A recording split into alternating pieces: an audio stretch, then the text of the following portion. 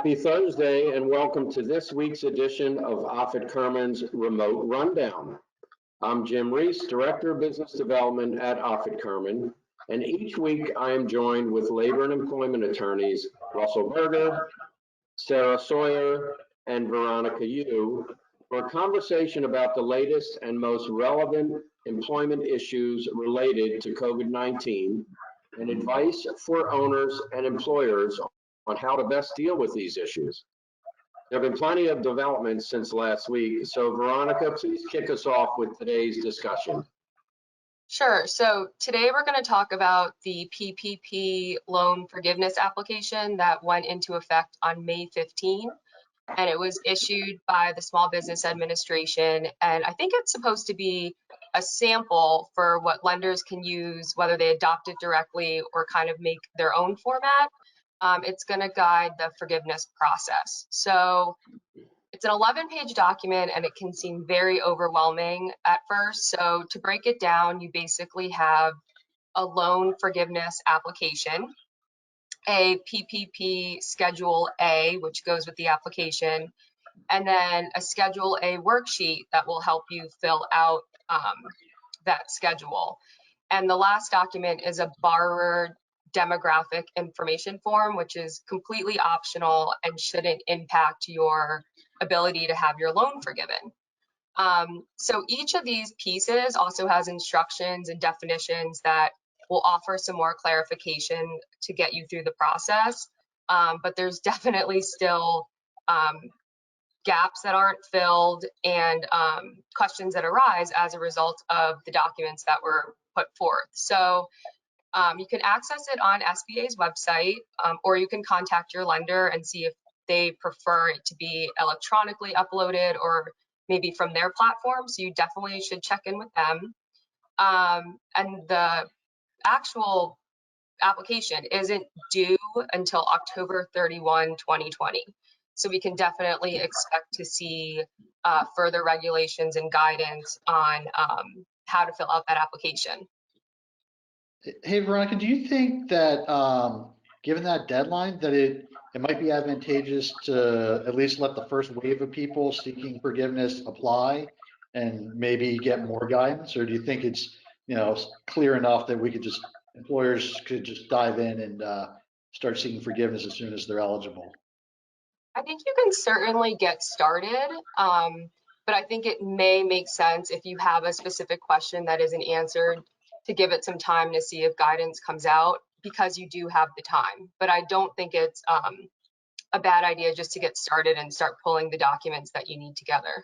I mean, it's interesting when you talk about guidance, because I know even just within this document, there's additional guidance. So, I mean, I think if that's any proof that there's going to be additional guidance, but it's interesting that, right in this document, they provided additional information about, for example, certain exceptions to like FTE requirements and alternative pay periods. So, for example, we already knew that if an employee refused to come back to work, that wasn't going to be counted against employers when it comes to forgiveness. If they documented it properly, made the offer in writing, and then got the rejection in writing and had the proper documentation. Now that's also been expanded to terminations for cause or employees that have voluntarily requested and received reduction in hours. So that's something that we're just getting guidance on as this forgiveness application is coming out.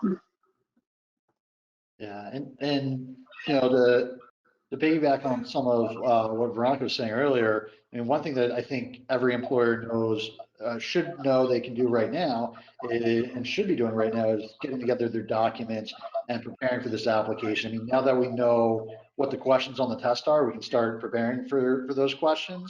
And that really means getting together your payroll documents. And obviously, that should be fairly easy. Payroll processing company, those documents are being created as you're paying out wages, and you're going to need those. You might need your Form 941s, which summarize essentially your wages that would apply to this 8-week period of forgiveness. You're going to also need proof of your full-time employees during these time periods. So again, you could probably use your 941 for that. There might be other wage reporting or unemployment insurance filings that have kind of your census of employees that would help in this respect. And then, with respect to non-payroll expenses, you're going to want to document that as well. So that basically, those are ordinary expenses.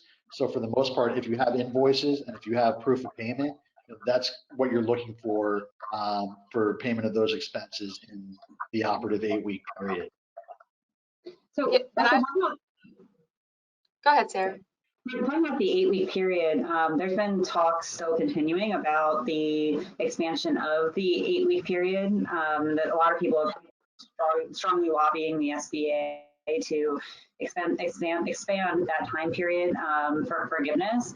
And I know I personally had some clients that have decided to not fit everything within that 8-week period because it just made business sense for them to turn this into a loan instead of seeking the forgiveness. What are you guys' thoughts on people who are in that boat who might have partial forgiveness, waiting to see if that plays out, and whether you guys think that 8-week period is going to be expanded? Yeah, well, I wouldn't guess as to what Congress is going to do.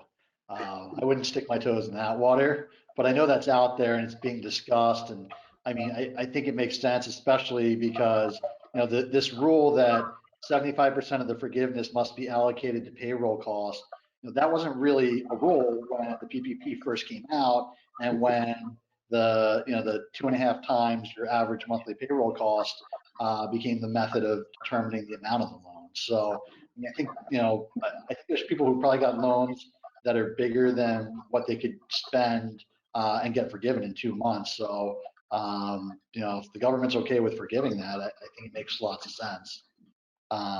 Then we even see, and Veronica, you might have some more insight on this. We even see the definition of this 8-week period being in flux, where originally it was 8 weeks from the day you get disbursement of your loan to 8 weeks starting on the first payroll run you have following disbursement of the loan. Yeah, I was talking to a client about that this morning because they did have some furloughed and laid off people at the beginning of this the coronavirus. So they were hoping to bank on the safe harbor provision in the PPP, which basically says if everybody's brought back by June 30, 2020 on your payroll, then the reduction in force or the decrease in wages won't count against you for forgiveness. But even within its own worksheet, there's some ambiguity as to whether as of June 30th, do you have to have everyone on your payroll, or sometime before June 30th, do you have to bring everybody back? And so I was discussing with my client, can we take advantage of this alternative covered period to push us even closer to June 30th so that they can sustain their employment, full employment until June 30th, just as a belts and suspenders if there's issues with the safe harbor.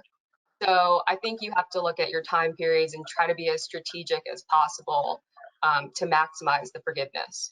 Well, and that brings up another interesting question is, with respect to this 8-week period, so you can start it the day you get the money, or you can start it the day you first disperse payroll. So that, if you don't have any big expenses, or you can control when you pay these other forgivable expenses, you'd probably start it on the day of the first payroll run after you get the disbursement. But if you're paying biweekly payroll, in theory, that should be 4 biweekly payroll runs in 8 weeks.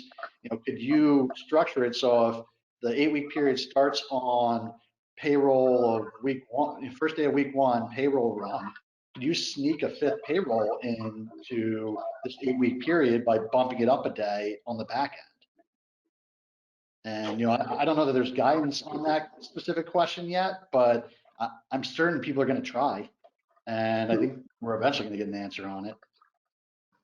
So Veronica, I love the belts and suspenders reference. We're going to need to talk offline so I can better understand that. But this seems like a good time to take a pause I'd like to ask each of you to leave us with one takeaway from today's discussion. Keep it brief, please, and we'll start with Sarah.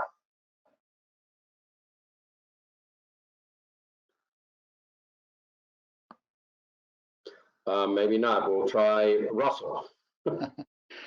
Yeah, so my big takeaway is there's still uncertainty surrounding forgiveness, and while the application addresses that to some extent, Congress could still come over the top and change it. So there's still going to be a fair amount of uncertainty regarding forgiveness.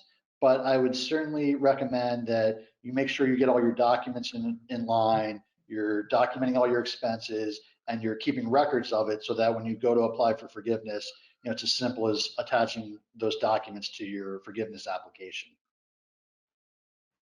Yeah, and I would, my takeaway would be definitely what Russell said, like it's not too early to start and preparing for the answers on the exam. And definitely reading the instructions carefully because they've included new definitions for what is a payroll cost, or not, I wouldn't say new definitions, but more concrete definitions of what's a payroll cost and what's a non-payroll cost. So I would definitely read those carefully. Okay, well, I'm sure Sarah's trying to get back to us. Oh, there she is. Welcome back. You zoomed back down. Sarah, what's your takeaway after back from the Frozen? Make sure you've got really strong internet connection when you're filming webinars and different things.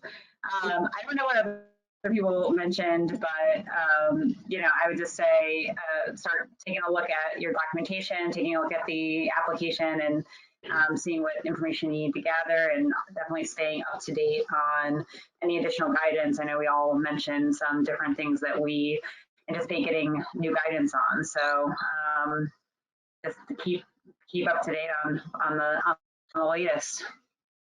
Okay, here's the bonus round trivia question. We're going to start with Russell.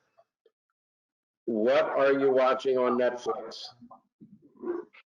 Not a lot. We well, I have a 5-year-old, so we watched the new Scooby-Doo movie, and we've watched a fair amount of other Scooby-Doo. So a lot of Scooby-Doo in our house, and of course, being a basketball fan from the '90s, The Last Dance was big for me too. Okay. But by the way, Jim, do you know that in Maryland, the barber shops are starting to reopen? So you could probably. I know. I need to get there. Thank you for the reminder. Veronica, what are you watching on Netflix or? On Netflix, well, I'm watching a lot of TV, but on Netflix, we actually started watching Queer Eye, and it's very uplifting, the stories on there. So in a kind of a tough time, it's nice to see, success stories with the Fab Five. Yeah, excellent. And Sarah, before you get cut off, what are you watching on Netflix? Well, I love Queer Eye, so I'm glad that you're watching that, Veronica. It is very, very feel good. If anyone wants to watch that, I've been watching a show called Lock and Key, which I like. Yeah, because I've always been into the magical. It's like a magic mystery kind of show. So if you like that kind of stuff, it's that just sounds that sounds like adult Scooby-Doo. Yeah, exactly. It is. So you might be pretty scary. Okay, well, that's it for today's session of Remote Rundown. Thank you guys for joining us, and we'll see you next Thursday. Thanks, Jim. Thanks.